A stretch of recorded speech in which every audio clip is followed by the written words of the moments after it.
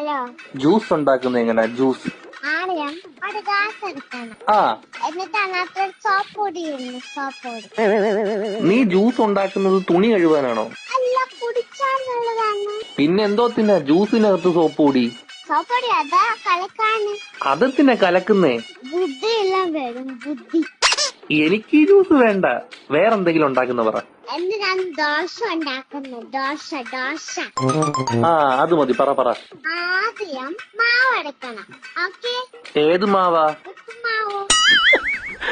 Super. എന്നിട്ട് ദോശ ചുട്ടി. മതി ഇനി ചുടണ്ട, നിർത്തിയേക്ക്. ഇനി മീൻകറി.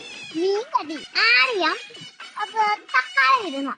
അത് ന്യായം. എന്നിട്ട് സവാളയും ഒരു കലപ്പടിയും മീനും ഇച്ചിരി പുളിമോളും. ആഹാ, അടിപൊളി. കൊളുക്കിട്ടതും പലിക്കിട്ടതും ചക്കയും. അതെന്തോന്ന് ഈ അവസാനം പറഞ്ഞതൊക്കെ? അത് മറന്നുപോയി. ഈ മീൻകറിക്കകത്ത് എന്തോത്തിനാ ചക്ക? നല്ലപോലെ കറി വെച്ചാൻ പറ്റും. അപ്പോൾ പെട്ടെന്ന് കറി വെച്ചാൻ പറ്റും. ഐശ്വരി. ഇനി പുട്ടുണ്ടാക്കുന്ന എങ്ങനെ? പുട്ട് പുട്ടുണ്ടാക്കാൻ അറിയാം. എന്നാ പറ അങ്ങോട്ട്.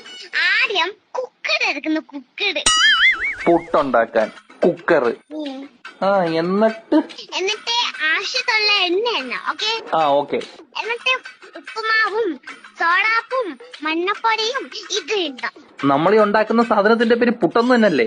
ആ പുട്ട ഇച്ചിരി കലയിപ്പിരിയും സവാളയും മുളകും സോഡാപ്പൊടിയും ഇച്ചിരി മഞ്ഞപ്പൊടിയും. അതെ, ഇത്തിരി ഉറുമ്പ് പൊടിയും കൂടി ഇട്ടേക്കാം. അതാകുമ്പോ പുട്ടിനെ ഉറുമ്പ് കടിക്കത്തില്ല.